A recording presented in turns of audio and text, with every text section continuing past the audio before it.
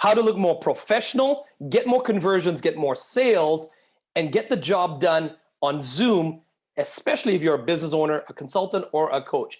My name is Desmond, and I have been coaching and helping business owners, over 7,000 entrepreneurs and business owners all around the world.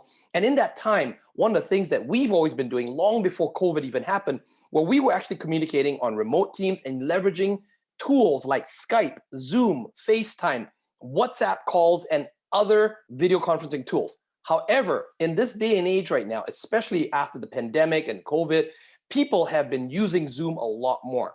There are tons of videos out there. In fact, I'm going to post some links below here and share with you other videos where you can get some other tips by other influencers and YouTubers that have put out some how-to videos on how to look better on Zoom. However, in this video, I'm going to give you some tips. In fact, I'm going to give you more than 7 amazing tips that's going to help you look more professional. These are the things that most people never think about. So let's just dive right into it. Okay, number 1, the first thing you want to focus on is lighting.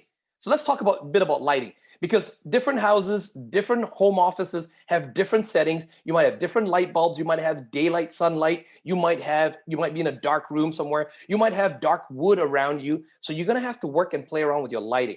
One of the first things I'm going to encourage you to do is you follow these tips. You can get your lighting sorted out in less than 10 to 15 minutes. And then you're good to go. Once you have that set up, you can use it for all your different Zoom calls moving forward. It's going to make you look really professional. And that's very, very important, especially when you are in sales and you want to close a deal, or you're communicating with a client, or if you're a consultant or a coach, you want to look your best. You don't want to be distracting, and you want them to see you very clearly. So take a look at this video. I shot this coming into my office, so I can give you a quick tour of my office. In this office, I have closed and done millions and millions of dollars in deals. And I've always done it through this same setting. If you just follow the same basic principle, it's the same thing I've taught to other entrepreneurs out there, how to look good on camera. You will also start to see the benefits of it when people, your clients and your customers or your vendors or people that you're dealing with, your partners, say, wow, you look great on camera. You look really good on the Zoom. That's when you know you're doing it right. Okay, let me take you into the office and show you where all the magic happens. All right. So first of all, you can see this is a yellow light, which is pretty standard in most houses. It's a very warm color light. It's about a 3000 K light. If you go to like Home Depot or any of these kind of places and you buy a light bulb, it's going to be a yellowish light. But for business and office use, especially if you're shooting videos and you're doing stuff in your office, the best light that you want to have is actually a soft light or a more white light. So you'll notice, actually, I've swapped out these pot lights here, which are above me, and these actually LED lights that are at the, what they call daylight, or the 5000 K is the rating. And these lights give a little bit more white. But you can see, because these are pot lights, and the LEDs are not as powerful, as intense, the lighting in here is not as good. So if I was to come and actually sit down at my table, and I was on my Zoom calls, there's a lot of shadows going on around me. So what I have are also these ring lights, which you can get. I'll put the links in the description below. You got these ring lights here, and you'll notice how when I turn these on, notice how it becomes a lot more white here. And then I've got this guy here, which is actually connected to a USB, and it's a very simple turn on. And I can actually power it up even brighter. And you will notice when I turn it off, I turn it on. When I turn it off, I turn it on. Right? And this creates a lot more soft white light for my surroundings and my background. Okay, so now we are back. And as you can see, I showed you about the ring lights. I showed you about the ceiling lights. I want you to see what happens when I actually turn off the ring light. You notice how it's gotten darker here. The next thing I'm going to do is I'm going to turn off now my other ring light. And again, these ring lights are very inexpensive. You can get them on Amazon for something like $25. I'll post some links below. You don't have to use those links. You can use any other links. Just get some lights. But you notice how Zoom, and this is with already the white pot lights that I showed you earlier on. Do you notice how, and when it gets darker, Zoom, especially using, and I'm using a Mac. I'm using a MacBook Pro here with the Retina camera on it. You know, you can get other cameras. You can get like a Logitech, a 4K camera that give you better resolution. But I find in general, the laptop cameras, they're so-so. Keeping it simple, use your laptop camera, but you can hack these things. You can make things better. One of the things you can even do for lighting, if you don't even have any of these kind of lights, is you can actually use a light on your phone. And you notice how, now that's a really hot light. So you don't want that shining on you. But what you can do as a hack is whenever you have hot light, I even use a tissue or a pillowcase, a white pillowcase, and you can use that over. You notice how that created a bit of a soft light. Now, if I just position this, I can use a phone stand, something like this to even just hold up my phone. And all of a sudden now I've got a little bit of front-facing light on me that lights me up a little bit better. Notice how that's really hot. That direct light is a little bit too hot. So if I just put this on a tripod stand and all you have to do is drape this tissue over it, use some tape, maybe you want to put it on top of it, and all of a sudden now you've got what we call a soft light. You've got a soft light that's on you. It's a quick, simple hack that you can get. Notice how I bring it closer, it gets more intense on you the further away. So you just adjust that distancing to get some nice, good light on you. You don't want it to be too low because you get all these shadows coming up here. You don't want it to be too high on you.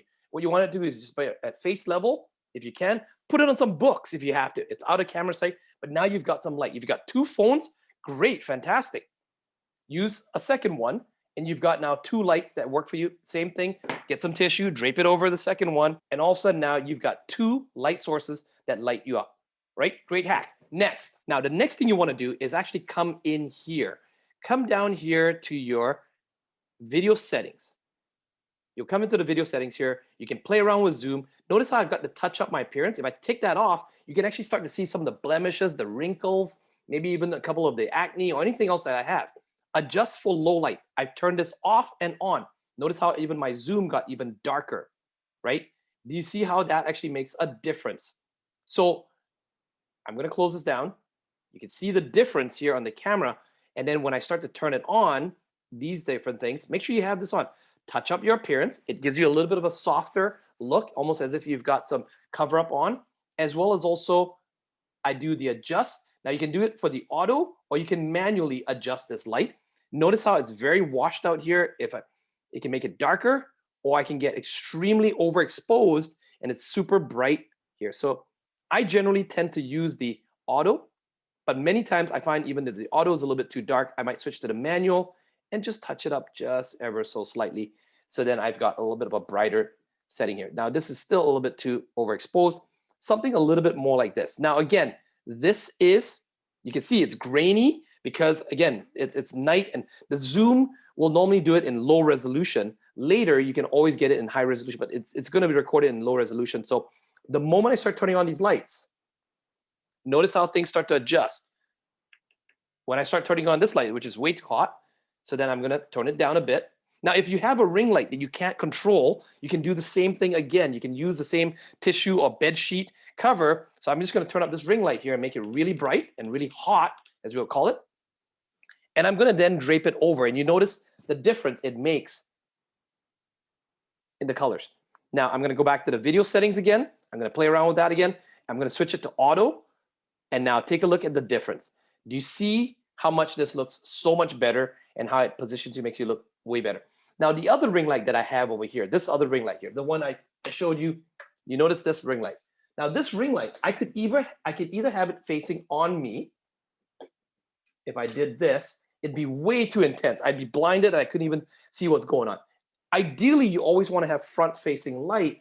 But what I do, and I can adjust this one, I can actually tone it down so it actually just gives me some basic light. But what I like to do is I like to face it, instead of having it face me, I rather turn it the other way and I face it on the white wall across the table from me. And then I crank up the light and I let it bounce up because this room is a white room. It's got white walls everywhere. So what I do is I will actually play around with this light and I'll bounce it off the ceiling a bit. I'll bounce it off the wall in front of me a bit. And that light is what's called a soft light instead of a hard light. It's a soft light that reflects on me and it gives me a nice, good complexion. It gives me a nice, good look and feel. Next, I'm gonna show you how you can use a hack here to actually see. I'm gonna use my phone. You can use any kind of phone that you have. You wanna turn it on and you want to actually switch it to facing you. And then you can walk around your house, especially if you haven't figured out where's the best location in your house. Maybe you don't have the luxury of having an office like this. Maybe you have to move around. Maybe you're in an apartment, a 2-bedroom, a 1-bedroom, and you need to find locations in your house. You always want to consider lighting at different times of the day. Now, at the time of me shooting this video, you can see it's really dark and grainy here. And I'm just going to turn on a couple of lights here just so you guys can see the difference when I turn on some bright lights. You see this? This is an intense ring light over here. So I'm going to use the ring light to simulate what it looks like in the daytime. Okay, so I'm going to turn on the phone here, and you guys will see this in the video. I'm actually now communicating to you guys through the phone while the Zoom is also going, and I'm recording it there. Now, this is my office, and I have the luxury of having an office. You may not have that. I have this window over here, and in the morning, this faces south. In the morning, we get the sun coming across, especially in wintertime. It doesn't really go very high. It goes across, right across the horizon here, and it's really bright and intense. In fact, I purposely brought my ring light and put it over here to simulate what it looks like in the daytime. Many times it will look a lot like this. So unless I bring that blinds down, so I've got that blinds to help bring it down, it helps to darken the room. So what I want to do is always be in control of my light. As much as I love natural light, I love to have the window open. I want to position myself in general so that you're front facing. You're facing a little bit towards the light. Now that's very intense light. If you can soften that up, you want to control that light that's in front of your face, usually behind your laptop, usually behind your camera, whether you're using a phone or laptop, you want to control that light. Notice that's when it's completely off, and that's when I have the soft light on, the ring light. Okay, but when the sun is shining through that window, it's going to be way too bright on my face. So again, you might have oil on your face, you might have makeup on. You got to take all those things into consideration when you are shooting those videos and doing the Zoom. So highly recommend that you go around your house and you figure out these spots where you can actually have a good set of lights so that you can actually get that nice intensity. So that's why I've used these ring lights, right, which is connected by USB. And by setting this up in this way, I now can control the lighting on my face. I'll put this on top to give it a little bit of a softer feel. You can see that I just draped that over, softer feel. And now take a look at the difference. The next thing we want to talk about is camera angles. We see this all the time. I see it all the time, and people make this mistake. And actually, it's something that can be very easily fixed. You don't need to have, I have a table that can rise up and down. I've got one of these standing tables if I need it, right? Adjust your chair height.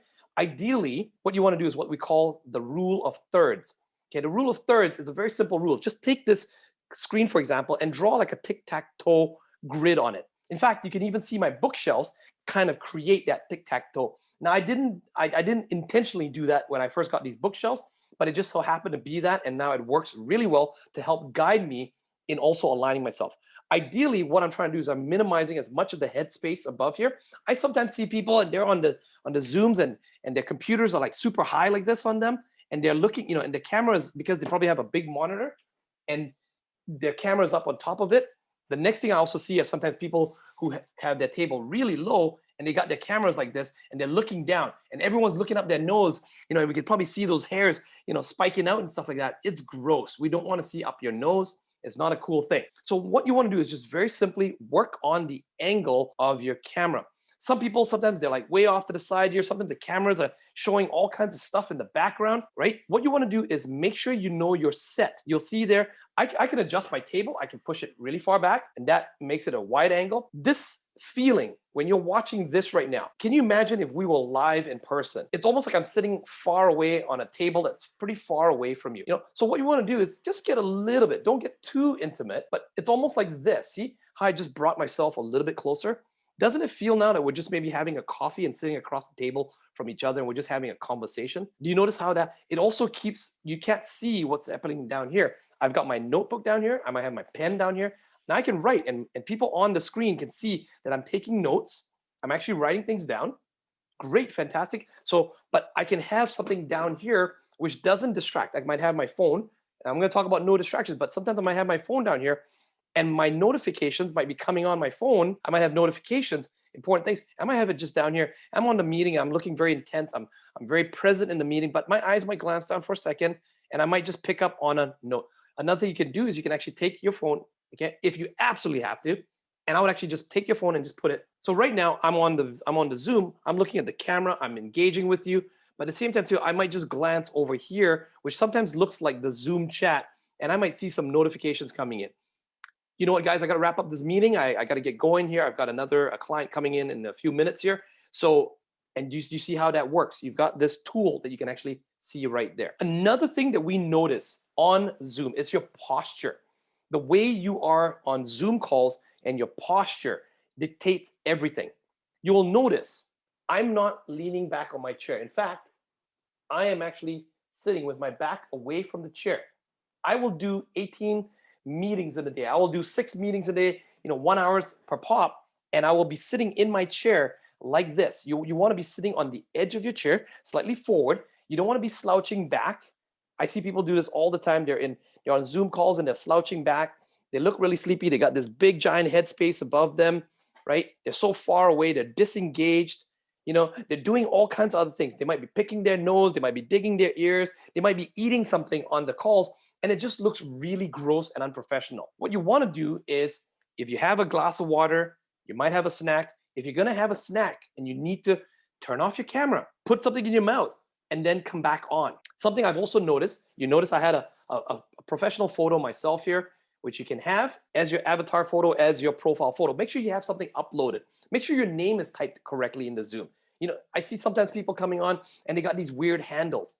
In the professional world, especially if you're a business owner, a coach, or a consultant, you want to have your full name. Let me ask you a question. If you ever went to an office and worked in an office, how would you look in an office? Now, I know not all of us dress up corporately. Many creatives, they get to come into their office and they're pretty casual. If that's your environment, then please, by all means, continue to do that. My question to you is this. If you jumped on a Zoom call with your colleagues and now you're no longer going to an office and they saw you the way you are now operating from your home office, would they be surprised or shocked? Would you be unshaven? Would you not have makeup on? Would your hair be all disheveled? Would you have a baseball cap that you would never wear to the office? Now, here's the funny thing. Many times we hear these stories on Zoom and recently during COVID, I might be in a Zoom here and maybe I just got underwear or just shorts on. You don't know. Maybe I got nothing on underneath. If you want, I got to go there. Okay, but let me just show you guys. I am in my suit pants. And no, you don't always have to be in your suit pants. I just so happen to have come from a conference today, so I happen to be in a full suit. Many times, I might actually have shorts on. I may actually just have jeans on and something more comfortable. If I'm going to be here for about 8 meetings, I'm going to be for 8, 10 hours, 14 hours a day. I want to be as comfortable as possible, but I also want to be as professional as possible. Is that making sense?